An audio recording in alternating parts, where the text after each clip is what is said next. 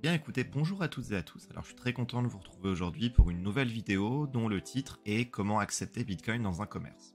Alors en réalité, la petite vidéo que je vais vous faire aujourd'hui est une vidéo qui est directement à destination des commerçants, même si pour les bitcoiners de manière générale, c'est bien aussi d'avoir une vision, une idée de quels sont les moyens pour pouvoir accepter Bitcoin directement dans son commerce. Et aujourd'hui, l'objectif va être d'aborder un certain nombre de points. Dans un premier temps, quelques petits rappels qui sont pas forcément nécessaires d'être aussi techniques pour un commerçant, mais en tout cas il y en a deux qui sont vraiment importants. Ensuite, on verra quelles sont les raisons d'accepter Bitcoin dans son commerce. Bon, évidemment, la majorité des commerçants qui commencent à s'intéresser à Bitcoin ont déjà cette partie-là en tête. Et puis ensuite, on verra les stratégies pour pouvoir avoir cette acceptation, que ce soit en physique, si on possède une boulangerie, un restaurant, un bar ou autre, ou bien sur son site internet si on vend dessus un bien ou un service. Et on s'intéressera dans la dernière partie sur, d'une part, de manière succincte, l'aspect comptable, et d'autre part également comment faire pour faire un petit peu de communication par rapport à l'acceptation de Bitcoin dans son commerce. Alors, dans un premier temps, quelques rappels qui vont vraiment, comme je le disais, être succincts. Bitcoin, c'est deux choses. Bitcoin avec un grand B, c'est un réseau et un système de paiement. Et sur ce réseau et ce système de paiement repose une unité monétaire, et cette unité monétaire, c'est le Bitcoin avec un petit b. Alors concrètement, pour un commerçant, il n'y a pas besoin de tout savoir. Concrètement, un commerçant, il a juste besoin de savoir que lui, de son côté, il veut que ça marche. Il veut que sur son téléphone, lorsqu'il va par exemple accepter un paiement, le client va juste avoir à scanner le QR code qui sera dépendant du montant que le patron, que le serveur aura rentré. Et puis ensuite, en un scan de QR code, le client aura directement payé. Évidemment, le patron, le serveur, n'a pas besoin de connaître le fonctionnement technique. Que ce soit la vérification de la transaction par les nœuds du réseau, sa propagation, que ce soit l'ajout de la transaction dans un bloc, le minage du bloc par les mineurs, etc., etc. Par contre, ce qui peut être intéressant quand même à avoir en tête, c'est que effectivement, dans le cadre de Bitcoin, si on paye sur la couche de base, donc on paye sur on va dire ce qu'on appelle la layer 1, donc sur la chaîne de blocs Bitcoin, eh bien effectivement, la finalité n'est pas instantanée. Quand on effectue une transaction on-chain sur cette couche de base, la finalité est d'à peu près 10 minutes, en moyenne. Quant aux frais, ils sont entre 14 centimes d'euros par transaction, et parfois, il est déjà arrivé dans l'histoire de Bitcoin que les frais montent par transaction à des montants beaucoup plus significatifs. Le pic de frais de transaction étant à 23 euros par transaction.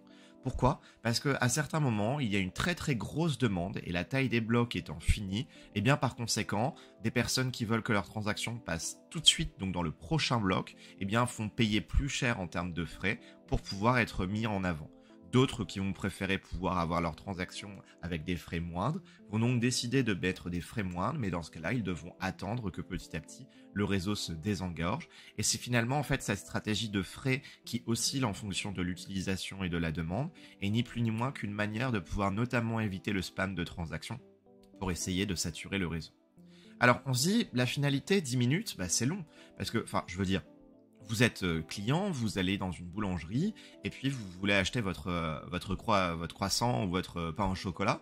En réalité, vous n'allez pas attendre 10 minutes que votre transaction soit passée, et c'est en moyenne, donc des fois ça peut être 2 minutes, des fois ça peut être 20 ou 30.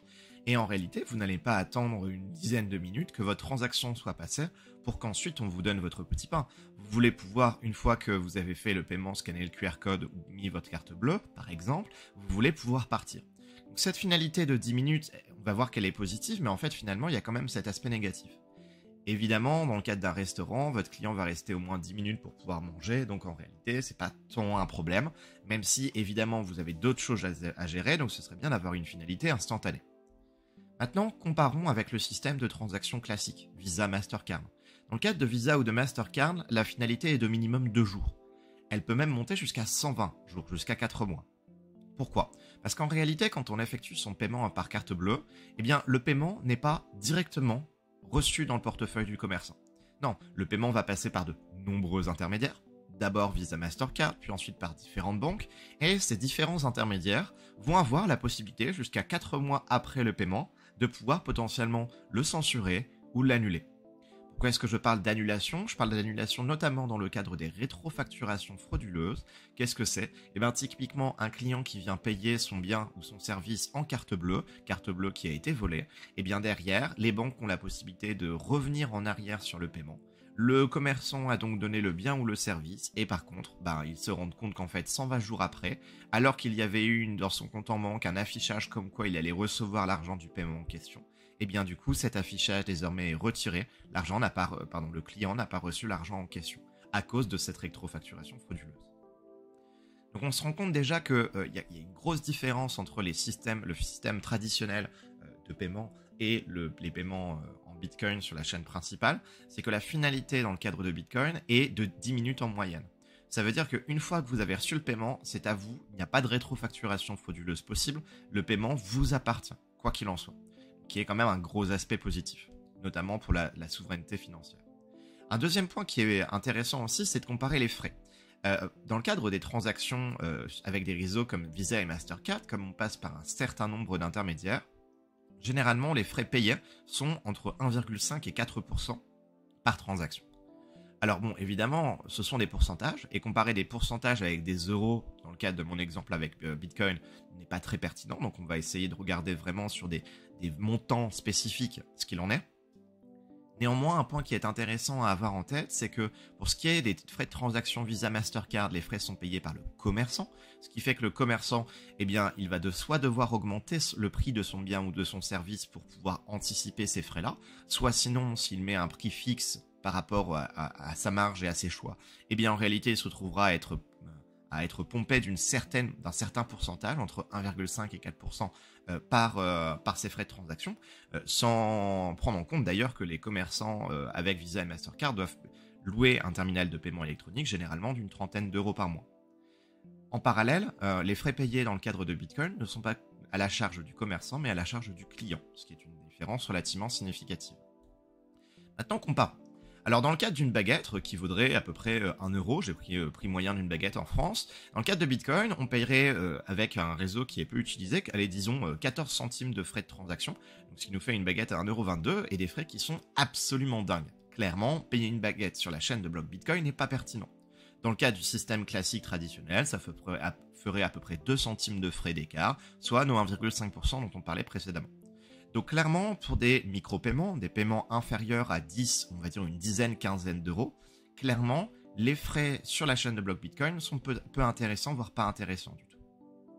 Néanmoins, dès qu'on commence à dépasser 10-15 euros, là, on se rend compte que les frais d'une transaction Bitcoin au moment où cette présentation est réalisée sont particulièrement inférieurs par rapport aux frais au minimum 1,5% du système classique traditionnel. Donc généralement, ce qu'on a tendance à dire, c'est que pour des sommes inférieures à quelques dizaines d'euros, des paiements sur la chaîne de bloc Bitcoin n'est pas pertinent. Mais dès qu'on arrive à monter sur un certain montant, évidemment cela est dépendant des frais de transaction de la chaîne de bloc Bitcoin, alors évidemment, si on veut acheter quelque chose à quelques centaines d'euros, plutôt quelques milliers d'euros, il est potentiellement plus pertinent en termes de frais de payer sur la chaîne de bloc Bitcoin plutôt que de passer par Visa et Mastercard pour le commerçant. Maintenant, on vient de dire qu'il y avait ce problème. D'une part, pour les micro-paiements, la problématique d'avoir des frais de transaction sur la chaîne de bloc Bitcoin qui est ici, qui sont faibles, des frais de transaction qui sont élevés pour des micro-paiements, et en parallèle, le fait que la finalité est de 10 minutes. Ce qui est bien meilleur par rapport d'ailleurs au système de paiement classique, Visa, Mastercard ou Swift, mais qui, dans le cadre de Bitcoin, ou d'un commerçant qui vend son pain au chocolat, comme je disais précédemment, n'est pas si pertinent que ça. Et bien c'est pour ça qu'a été construit au-dessus de Bitcoin, ce qu'on appelle une layer 2, une surcouche si vous voulez. Cette surcouche est ce qu'on appelle le Lightning Network, le réseau Lightning. Ce réseau Lightning est un réseau qui a des particularités qui lui sont propres par rapport à la chaîne de bloc Bitcoin. Ça reste évidemment du Bitcoin, il y a un ancrage qui est fait des Bitcoins présents sur le réseau Lightning avec la chaîne de base, mais le réseau Lightning a deux particularités. La première, c'est que sa finalité est instantanée, je devrais plutôt dire quasi instantanée, mais elle est clairement inférieure à 1 seconde. Ça veut dire qu'une fois que le client a effectué son paiement, en bien moins de 1 seconde, le paiement est validé et la finalité est terminée. Autrement dit, le commerçant reçoit et a reçu le paiement en Bitcoin. Pas besoin d'attendre 10 minutes dans le cadre du réseau Lightning, c'est quasi instantané, c'est instantané. Pour ce qui est des frais payés par le client lorsqu'il va payer en réseau Lightning, ce ne sont pas des frais qui sont fixes, ce sont des frais avec un pourcentage de frais qui est bien inférieur par rapport au paiement en Bitcoin pour des microtransactions, est clairement inférieur par rapport au paiement sur Visa ou Mastercard, et ces frais sont entre 0 et 0,6%. Pourquoi 0%? Parce que ça va dépendre du portefeuille Lightning que vous allez utiliser, et certains ont effectivement des frais qui sont nuls.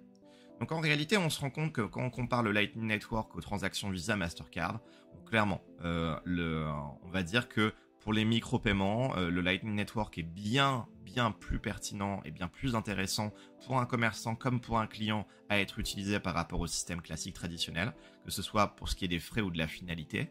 Et en parallèle, si on fait un paiement évidemment en Lightning, derrière, la question ça va être pour le commerçant, quel repère avoir en termes d'unité monétaire. Car on a dit effectivement que Bitcoin était un système et un réseau de paiement, comme on vient de l'expliquer précédemment, avec les petites particularités, notamment celle du Lightning Network. Et en parallèle, Bitcoin est une unité monétaire. Alors, dans le système classique traditionnel, on sait que en termes de fiat, 1 euro c'est 100 centimes. C'est la numération classique, 100 centimes parce que ce sont des centièmes. Maintenant, dans le cadre de Bitcoin, en fait, on a tout simplement plus de chiffres après la virgule. On appelle ça plus de granularité, ça permet un certain nombre de choses, notamment des micro-transactions à de l'ordre de moins de 1 centime, qui peuvent être très intéressants, notamment dans le cadre du streaming, paiement de la consommation électrique ou des choses comme ça. Mais ça, ce sera certainement des choses qui se mettront en place dans le futur. Reste que, quand vous payez directement avec, par exemple, du Bitcoin, si derrière vous devez dire « Ah j'ai payé 10 euros pour mon squash de la semaine dernière », vous le comprenez tout de suite. Mais si vous devez dire « Ah tiens, j'ai payé 0,00009843 BTC », clairement, c'est peu pratique, que ce soit pour le commerçant comme pour l'utilisateur, de s'exprimer ainsi. C'est pour ça qu'on a plutôt tendance à utiliser la petite unité du Bitcoin. Je vais simplifier le centime de Bitcoin. Et le centime de Bitcoin, c'est ce qu'on appelle le Satoshi. Donc, un euro, c'est 100 centimes. Un Bitcoin, c'est 100 millions de Satoshi. Un Satoshi est en fait un 100 millionième de Bitcoin. Et cette petite unité, qui est ni plus ni moins que le centime de Bitcoin, permet de pouvoir s'exprimer beaucoup plus facilement lors d'un paiement en Bitcoin qui est un paiement avec un montant qui est faible, en disant, plutôt que j'ai payé ce montant-là en Bitcoin, j'ai payé 9843 Satoshi. Attention, la virgule ici, c'est parce que mon affichage est un affichage américain, et la virgule correspond en fait juste à une séparation entre les paquets de 3, donc notamment la classe des 1000 et la classe des unités. Donc ça c'est juste un point à avoir en tête. Vous n'avez pas reçu vous dépensez 9843 bitcoins, vous avez dépensé 9843 satoshi, donc centimes de bitcoin. Le deuxième point, c'est pourquoi accepter le bitcoin. Alors évidemment je ne vais pas rentrer dans les détails sur tout ce qu'on pourrait dire là-dessus, parce qu'évidemment il y en a beaucoup. Ce que je peux dire, c'est que ces derniers mois, notamment avec l'association Bitcoin Lille, a été écrit 2 flyers à destination des commerçants sur quelles sont les raisons de pourquoi accepter Bitcoin dans son commerce. Alors, des raisons, il y en a 10 qui sont vraiment, je pense, les plus importantes. On l'a dit d'une part, le réseau Bitcoin, contrairement au système classique traditionnel, ne va pas reposer sur des tiers de confiance. C'est notamment pour ça que comme il y a moins d'intermédiaires, les frais de transaction sont bien moindres dans le cas de paiement en Bitcoin ou en Lightning par rapport au système fiduciaire classique. En parallèle, ces paiements, comme il y a moins d'intermédiaires, sont aussi dans le cadre du réseau Lightning instantané. On n'a pas d'intermédiaire, donc on va posséder son propre argent, donc on va renforcer sa liberté, plutôt sa souveraineté financière, avec une utilisation, une intégration de Bitcoin comme moyen de paiement dans son commerce qui est vraiment rapide. Je vais y venir dans quelques minutes. Bitcoin, évidemment, on n'a pas besoin de donner son identité quand on crée un portefeuille Bitcoin, donc il est utilisable par n'importe qui, sans condition, n'importe où, n'importe quand, avec une quantité d'utilisateurs qui ne cesse de croître, ce qui fait notamment que pour un commerçant, accepter Bitcoin est pertinent, puisqu'il va permettre d'une part de toucher une clientèle plus importante, notamment internationale, et de se différencier de la concurrence, d'autant plus qu'il y a de plus en plus de personnes intéressées pour payer en Bitcoin directement dans les commerces locaux. Et la dernière chose, c'est que Bitcoin, en tant que, on va dire, actif financier, est, en plus d'être une monnaie, un actif financier qui permet de pérenniser et de diversifier sa trésorerie, résistant à l'inflation, contrairement aux monnaies fiduciaires traditionnelles. Donc ça, c'est voilà, un certain nombre d'arguments qui sont quand même pertinents à avoir en tête. Ces flyers, évidemment, ils sont disponibles en open source, hein. Vous pouvez, si vous avez une communauté ou des commerçants dans votre coin, avec qui vous avez peut-être déjà discuté de Bitcoin et ils aimeraient avoir plus d'informations, vous pouvez les imprimer, leur filer, leur envoyer le lien. Évidemment, tout est open source, modifiable, etc., etc. Et concrètement, en Europe et dans le monde, il y a effectivement plusieurs dizaines de milliers de commerces qui acceptent Bitcoin à l'heure actuelle. Dans la région lilloise, on en a déjà une dizaine. On se développe de plus en plus de ce point de vue-là, avec des visios qu'on réalise justement avec ces commerçants pour pouvoir les éduquer, leur expliquer comment faire pour l'accepter directement dans leur commerce, comme également sur leur site internet si c'est le cas, sécuriser leur liste de mots, etc., etc. Et évidemment, le point qu'on aborde, c'est les stratégies pour accepter Bitcoin dans son commerce, et je dirais qu'il y en a 3. Clairement, l'association Bitcoin Lille, et ce sera la même chose pour moi, va évidemment mettre en avant la deuxième et la troisième. La deuxième étant la plus simple pour quelqu'un qui ne connaît pas Bitcoin. Maintenant, il en existe une autre, et je connais des commerçants qui appliquent la première stratégie, qui est de se dire, stratégie sans prise de tête. Un client arrive devant moi, souhaite payer en Bitcoin. Eh bien, je vais lui montrer mon portefeuille personnel, j'ai bien dit personnel. Je vais recevoir le montant du client sur mon portefeuille perso. Et une fois qu'il sera parti, le soir, je vais rembourser de ma poche avec la même somme en euros dans la caisse. Alors clairement, c'est sûr qu'il n'y a pas de comptabilité. Là, on est tranquille, on n'a pas à se faire chier, on n'a pas à en parler avec le comptable. Le gros point négatif, c'est que clairement, techniquement parlant, on n'est pas en règle. Enfin, le paiement devrait être affiché dans la comptabilité classique, même si le client paye en Bitcoin. Donc effectivement, il y a cette problématique-là. L'utilisation du portefeuille personnel peut très bien passer sur du Wallet of Satoshi pour donc une application sur téléphone pour quelques dizaines jusqu'à centaines d'euros par jour, puis ensuite le rebasculer sur soit Phoenix, qui est un autre portefeuille Lightning qui permet de pouvoir avoir des montants plus significatifs parce qu'on est souverain avec Phoenix et pour l'instant ce n'est pas le cas avec Wallet of Satoshi, et ensuite rebalancer sur Sparrow Wallet si on veut avoir ses fonds on-chain. Si c'est la première fois que vous entendez parler de Bitcoin, clairement ce que je viens de dire là à la fin, c'est dans ces 30 dernières secondes, c'est du charabia. Ne vous inquiétez pas, chaque chose en son temps. Et c'est pour ça aussi qu'avec l'association, on met en place une deuxième stratégie, qui est particulièrement simple, ergonomique, et qui, elle, va permettre de pouvoir avoir une comptabilité particulièrement propre.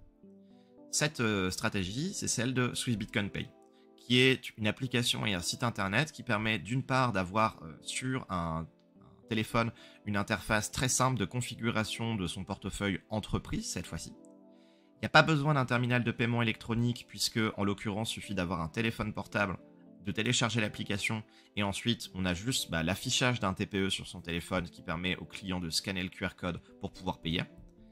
L'export comptable est possible, on peut en 2-3 clics exporter sa comptabilité, on l'envoie par la suite à son comptable et c'est réglé.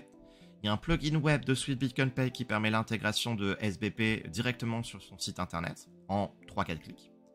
Et un point qui est intéressant aussi, c'est que pour les commerçants qui débutent et qui souhaitent ne pas conserver la totalité de leur réception en Bitcoin et qui souhaitent par exemple le convertir en euros, par exemple pour payer des fournisseurs, parce que payer ses fournisseurs n'est peut-être pas pour l'instant possible d'être fait en Bitcoin, et bien de pouvoir demander à Swiss Bitcoin Pay chaque jour de convertir un certain pourcentage. À vous de le définir, ça peut être 100%, ça peut être 50%, ça peut être 20%.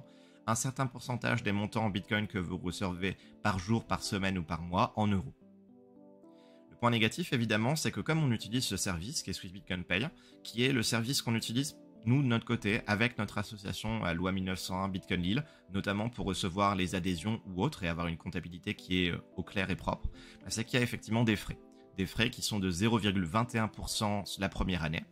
Mais en fait, en réalité, ces 0,21% quand ils sont à payer donc du coup par le commerçant, par l'association dans notre cas, c'est 0,21% quand on les compare avec le système classique traditionnel à 1,5 à 4% plus l'allocation du TPE, alors que là, dans le cadre de Swiss Bitcoin Pay, il n'y a pas besoin d'un TPE, juste d'un téléphone. Clairement, c'est bien plus intéressant. Il existe une troisième stratégie, je me dois d'en parler. Cette troisième stratégie, c'est le fait de télécharger, d'installer sur un ordinateur un BTCP Server, qui est, on va simplifier ça comme ça, une application qui va tout gérer pour vous. Elle va gérer de très nombreuses choses complexes. Donc cette installation, clairement, elle va être technique. Elle va prendre quelques heures pour simplifier, plus si vous n'êtes pas à l'aise. Mais dans le cadre de l'association Bitcoin Lille, si des commerçants sont intéressés pour en avoir un, on file un coup de main là-dessus avec grand plaisir. On peut mettre en place des ateliers.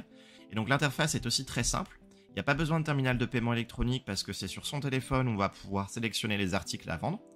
L'export comptable est aussi possible. Il y a aussi un plugin web. Le point positif, le gros point positif de BTC Pay Server, c'est qu'on va être totalement souverain. Ce que ça veut dire, c'est que lorsqu'une transaction Bitcoin est reçue, via l'interface de BTC Pay Server, donc le QR code en question, etc., les fonds vont directement dans notre portefeuille Bitcoin. Par contre, dans le cadre de Swiss Bitcoin Pay, en fait, ils restent sur la plateforme Swiss Bitcoin Pay pour simplifier, et ils ne sont transférés sur notre portefeuille Bitcoin ou sur notre IBAN si on veut transférer en euros que à la fin de la journée. Donc, voilà. C'est une différence entre les deux. BTC Pay Server ne permet pas de transformer les bitcoins en euros, mais comme je le disais précédemment, est un moyen d'accepter Bitcoin dans son commerce de manière totalement souveraine. Voilà un petit peu les trois stratégies. La première, on ne la met pas en avant. Elle est très facile d'utilisation, mais on ne la met pas en avant pour des raisons de comptabilité évidentes. La deuxième est clairement celle qu'avec l'association Bitcoin Lille, on explique aux commerçants, en particulier aux commerçants qui débutent. Et la troisième, c'est vraiment dans les cas qui sont spécifiques des grosses boîtes ou bien et des commerçants qui connaissent bien Bitcoin, qui ont déjà pas mal de connaissances sur le sujet, voire même qui sont un peu techniques. Alors, pour continuer, je vais évidemment pas vous faire la totalité des explications de comment créer son compte sur Swiss Bitcoin Pay, comment faire pour pouvoir l'accepter, etc. En fait, en réalité, ces vidéos, elles sont déjà faites. En l'occurrence, et comme dans toutes mes vidéos, vous verrez que dans les commentaires de celle-ci, il y a en l'occurrence d'une part les liens vers les flyers, mais également vers cette vidéo dont le titre est « Accepter Bitcoin dans son commerce avec Swiss Bitcoin Pay ». On a déjà réalisé un tutoriel sur cette chaîne, sur l'acceptation de Bitcoin dans son commerce avec cette application et son dashboard. Donc tout est déjà présent là-dedans, l'explication du dashboard est déjà présente, les quelques petites subtilités, mais qui sont dites oralement, c'est notamment le fait que lorsqu'on crée son compte sur le site Swiss Bitcoin Pay, on va avoir quelques informations à rentrer, son mail, le nom de son commerce, etc. Et en tant que commerçant, vous allez pouvoir choisir si vous voulez accepter les paiements on-chain ou pas.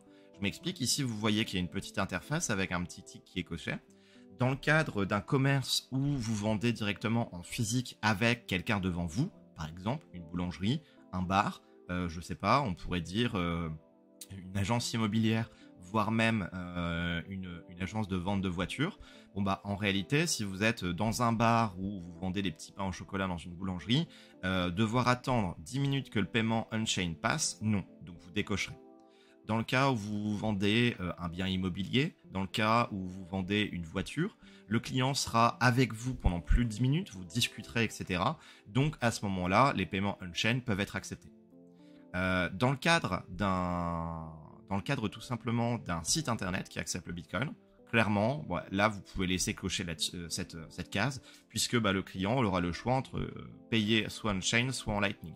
Et dans ce cas-là, s'il paye en Lightning, comme d'hab, ce sera instantané, c'est ce que je disais précédemment.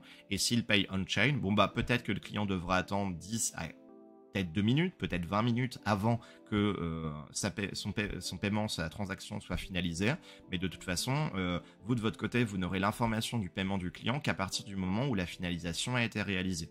Donc sur un site internet, laisser cette option cochée est pertinente. Dans le cas d'un commerce classique en face à face, tout dépend du type de commerce, mais généralement on a tendance à ne pas forcément le conseiller. Je le disais précédemment, les frais, 0,21%.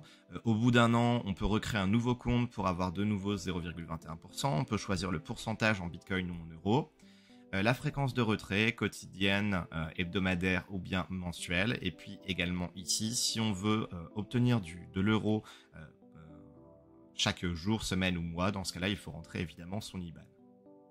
À savoir qu'il y a une limite par jour et mensuelle de fonds en euros qui peut être reçu. Et si on veut aller à des montants beaucoup plus significatifs, il faut faire un KYC d'entreprise, donc juste quelques informations d'entreprise pour pouvoir le réaliser.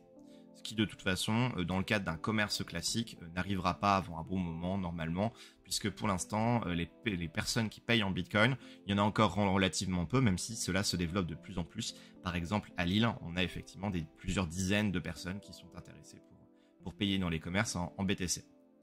Alors, on m'a dit la dernière fois en visio, quand j'étais avec une commerçante, oui, mais alors du coup, mon mari, il voudrait bien accepter le Bitcoin, mais il a peur. Il a peur parce que il pense que si il télécharge, par exemple, Swiss Bitcoin Pay sur le téléphone d'un de ses serveurs, puisqu'il n'est pas continuellement dans le magasin, en fait, il a peur que le serveur puisse partir avec la caisse. Alors, effectivement, c'est un peu un faux débat, puisque concrètement parlant, le serveur pourrait très bien partir avec la caisse si il recevait du cash. C'est évidemment possible, c'est pour ça que beaucoup de commerçants vérifient la totalité de la caisse à la fin de la journée, même si malheureusement il y a de moins en moins de paiements en cash qui se réalisent. Mais dans le cadre de Swiss Bitcoin Pay, ce n'est pas possible. Alors je m'explique. Je disais tout à l'heure que Swiss Bitcoin Pay on a un site internet sur lequel on va uniquement faire le paramétrage de son dashboard, donc de son profil, du profil de son commerce, le pourcentage en Bitcoin, en euros, le l'IBAN potentiellement, le mail, etc., etc. Et en fait, ensuite, sur le dashboard, on a un QR code. On prend son téléphone, on scanne ce QR code, et en fait, on accède sur une application qui est celle-ci. Cette application, concrètement, ce n'est qu'un visuel. Ça veut dire que si vous, en tant que patron, vous avez cette interface-là, bon, évidemment, vous avez cliqué sur 21, donc 2100, ça va vous faire un QR code de 21 € payable en Bitcoin, ici en Lightning ou on-chain. C'est un choix qui a été fait par ce commerce-là, donc du coup par notre association. Et à ce moment-là, le client scanne le QR code, et les Bitcoins, lorsque le paiement est finalisé, ne vont pas sur l'application, ne vont pas sur le téléphone en question.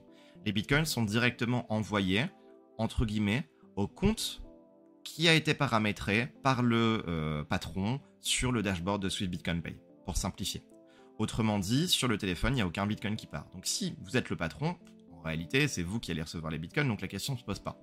Mais si c'est votre serveur qui scanne ce QR code, en fait, en réalité, c'est pas un problème, puisque lui ne va avoir que cet affichage-là, et donc les Bitcoins, il ne va pas les recevoir.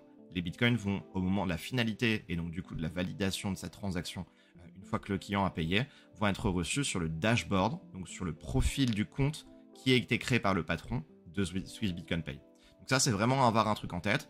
Vous pouvez sans aucun problème faire télécharger à vos employés cette application et ce QR code, qui évidemment est accessible sur votre dashboard Swiss Bitcoin Pay. Vous voyez, connecté en tant qu'employé, pas en tant que patron, puisqu'en l'occurrence, on ne peut pas partir avec les fonds. Et ensuite, ça y est, c'est parti. Donc concrètement, la vidéo que je montrais juste avant, elle dure une petite vingtaine de minutes. Vraiment, c'est toutes les étapes sur l'acceptation de Bitcoin dans son commerce. On a dans le flyer que je montrais tout à l'heure les étapes plutôt, non pas en vidéo, mais à l'écrit. Ça peut être voilà, une idée. Et il y a quand même un point qui me semble vraiment important de pouvoir expliciter, c'est l'importance de la clé privée. Alors, vous le savez, dans le système classique traditionnel, lorsqu'on reçoit un paiement, lorsqu'on possède de l'argent et qu'on le met à la banque, on est, en tant que personne, propriétaire de cet argent. Néanmoins, nous n'en sommes pas possesseurs. Pourquoi ? Parce que c'est la banque qui en est possesseur. La banque peut donc faire ce qu'elle veut de notre argent.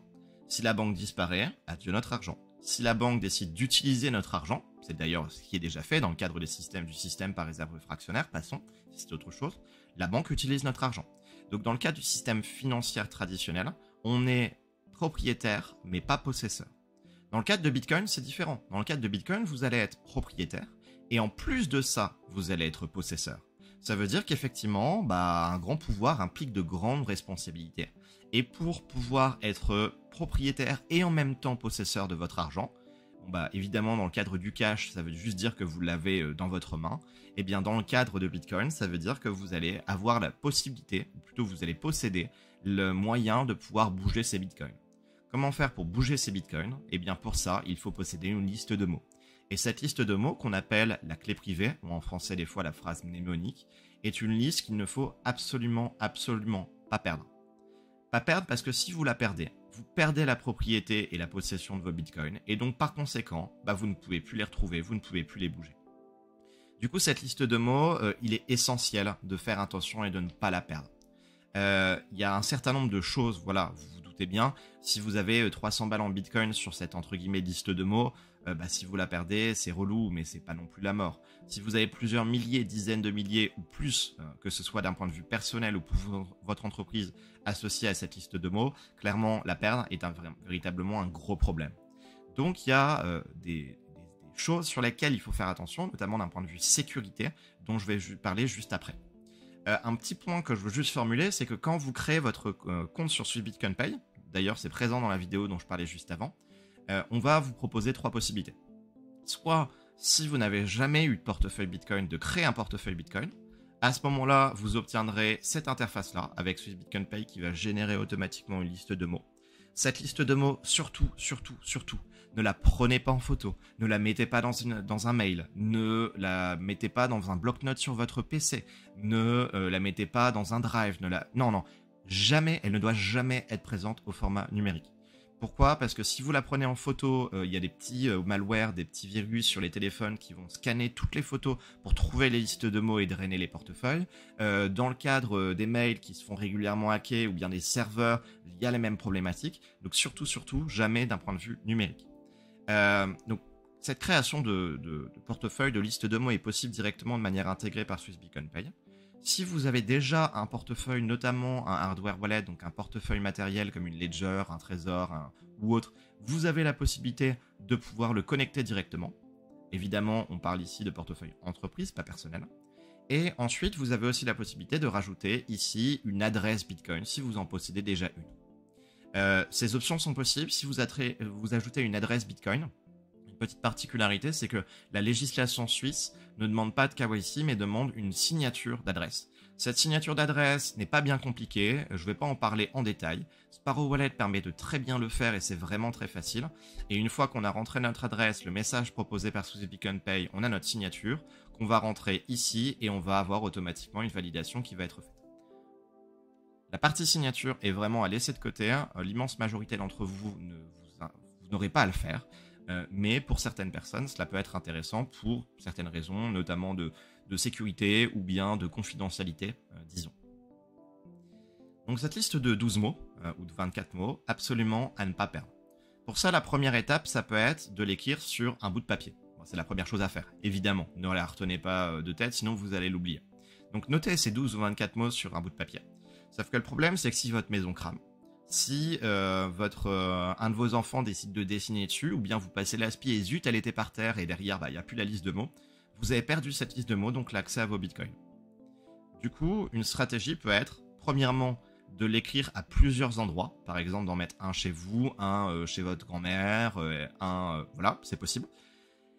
De pouvoir, notamment pour éviter les problématiques d'être jeté ou bien d'incendie, de l'écrire sur une plaque en métal, avec, par exemple, sur ce type de plaque en métal qui n'est pas la meilleure, venir graver avec les lettres de l'alphabet les différents mots, ou bien dans le cadre de celle-ci qu'on voit un petit peu moins, venir poinçonner des points.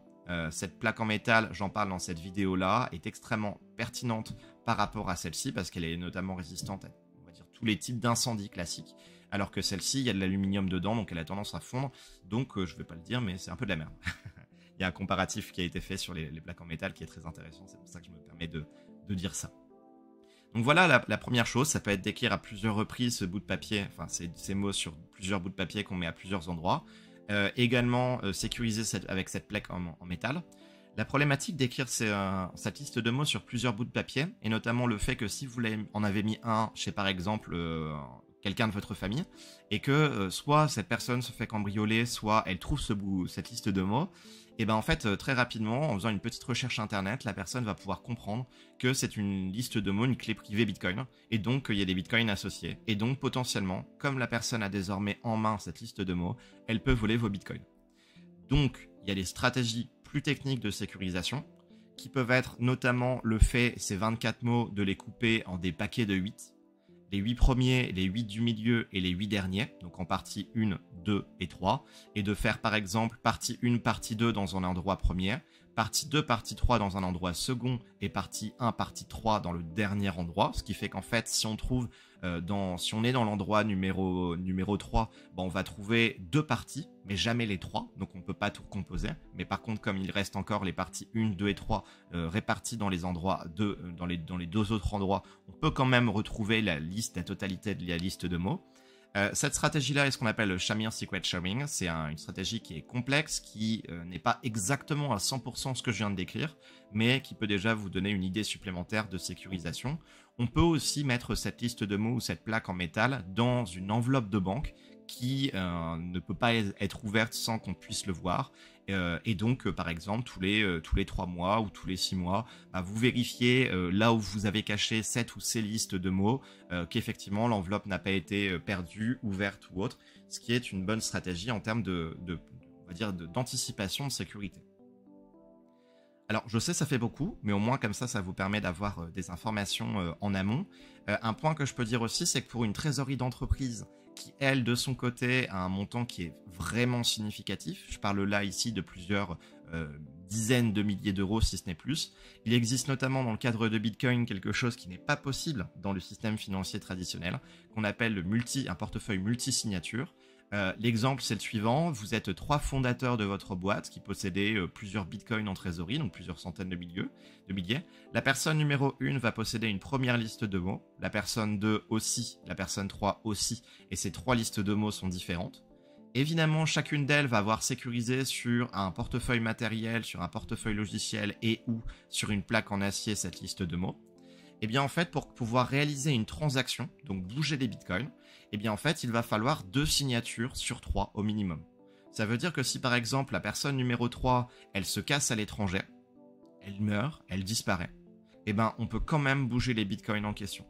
Par contre, si la personne numéro 3, elle part à l'étranger en essayant de voler la caisse, et ben elle sera seule à avoir cette signature, donc elle ne pourra signer que 1 sur 3, donc elle ne pourra pas bouger les fonds, parce qu'il faudra 2 signatures sur 3. Donc ça, c'est un truc qui est vraiment très intéressant. On peut rajouter des time locks, on peut rajouter... Enfin bref, il y a plein de choses. On en parle dans la vidéo qui est juste en dessous. Ce sont des procédés avancés de sécurisation de ces actifs, mais voilà, cela existe. Le dernier point, plutôt l'avant-dernier point, ce serait la Bitcoin et la comptabilité. Alors, je ne vais pas rentrer dans les détails, parce qu'en tant que commerçant, on n'a pas besoin de tout savoir. Mais c'était intéressant quand même d'avoir une idée globale de comment ça se passe. Concrètement, en tant que particulier, je vais d'abord faire le parallèle entre particulier et ensuite commerçant. En tant que particulier, concrètement, vous avez à déclarer toutes les ouvertures de compte à l'étranger. Vous ouvrez un compte Binance, Coinbase, pour acheter du Bitcoin. Vous devez déclarer l'ouverture de compte, si c'est un compte qui est détenu à l'étranger. Par contre, si vous créez en tant que particulier un portefeuille Bitcoin, que ce soit un portefeuille Wallet of Satoshi, Sparrow ou autre, ou que vous avez une Ledger, vous n'avez pas à faire cette déclaration-là. Vous allez peut-être à un moment ou un autre décider de transformer du Bitcoin en de l'euro, ou bien d'acheter une bière ou un bien ou un service avec du Bitcoin.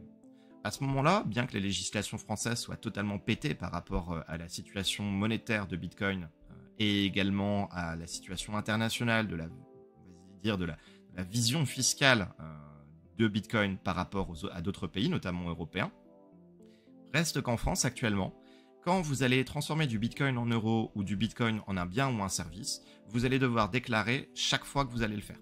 Il y a un formulaire à compléter, ce formulaire est à compléter au moment de la déclaration d'impôt, et en fonction de la plus-value que vous allez réaliser, à ce moment-là, si cette plus-value est inférieure à 305 € sur l'année, vous êtes non imposable, et si elle est supérieure, vous êtes imposable. Imposable à 30, on va dire, pour simplifier, à peu près 30% de la plus-value. Donc l'équivalent à peu près de la flat tax. Il existe des stratégies, on va dire, de niche fiscale, entre guillemets, pour avoir à moins payer que 30% d'imposition. On en parle dans une vidéo qui est présente sur cette chaîne aussi, dont le titre était « Le fisc n'est jamais bien loin ». Ouais, je crois que c'était ça. Mais voilà, la plus-value, pour rappel, c'est si vous achetez du Bitcoin à 1000 balles et que ce Bitcoin, un an après, vous le transformez en euros et au moment où vous le transformez, ça vaut 2000 balles, bah, vous avez une plus-value de 1000 €. Et donc, comme vous l'avez transformé en euros, vous allez donc avoir 30% de la plus-value, donc 30% de 1000, ce qui fait 300 balles. Donc, vous êtes ici, vous devez déclarer, mais non imposable. Dans le cadre d'une entreprise, c'est tout à fait similaire. Les déclarations d'ouverture de compte sont à faire quand ils sont à l'étranger. Il n'y a pas de déclaration de création de portefeuille. Ça veut dire que dans le cadre de Swiss Bitcoin Pay, vous n'avez pas à déclarer une ouverture de compte Swiss Bitcoin Pay. Et à chaque paiement pour la comptabilité, à chaque paiement que vous allez recevoir en Bitcoin, il faut que vous obteniez la date, le montant en Bitcoin reçu, le prix de 1 Bitcoin en euros. Et si c'est une facture, même chose, mais avec la TVA, le HT et le TTC. Donc concrètement, ça c'est les informations classiques. Et le point positif, c'est que dans le cadre de Swift Bitcoin Pay, mais aussi de BTCP Server, vous avez un export comptable qui est tout à fait possible. Et donc, par conséquent, vous vous trouvez dans une situation où en fait, toute cette partie-là pour votre comptable, c'est déjà fait. Tout est dans un Excel, vous lui envoyez et il n'a plus qu'à s'en occuper.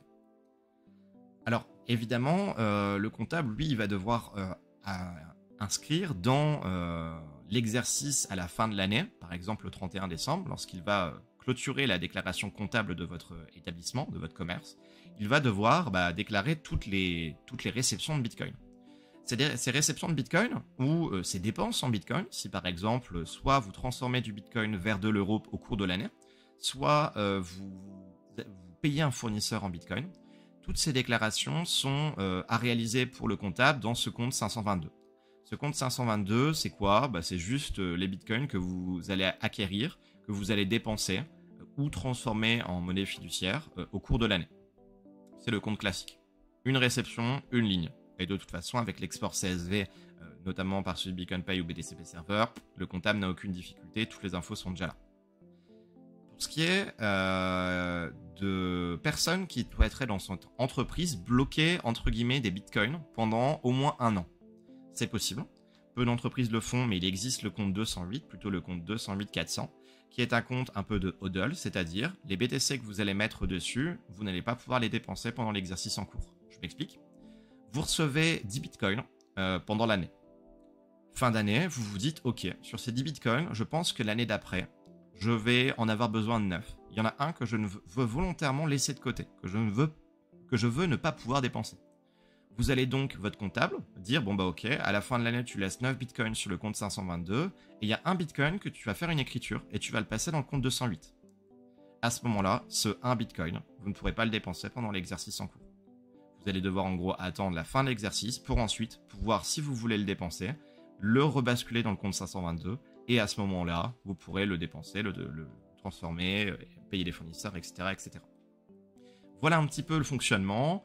Évidemment, l'ANC, qui est l'organisme officiel qui gère toute la partie comptabilité des États, enfin, on va dire des commerces, elle a tous les documents qu'elle a publiés ces dernières années concernant la gestion d'actifs numériques, donc plutôt d'actifs, c'est comme ça qu'ils les appellent, donc notamment de Bitcoin.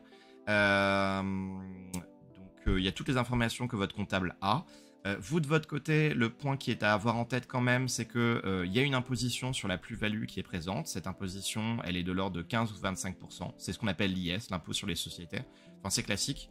Votre comptable va avoir des petits calculs à faire. Ces calculs ne sont pas bien compliqués. C'est pour calculer notamment le prix moyen et donc par conséquent la plus ou la moins-value de votre entreprise au moment de la clôture de l'exercice.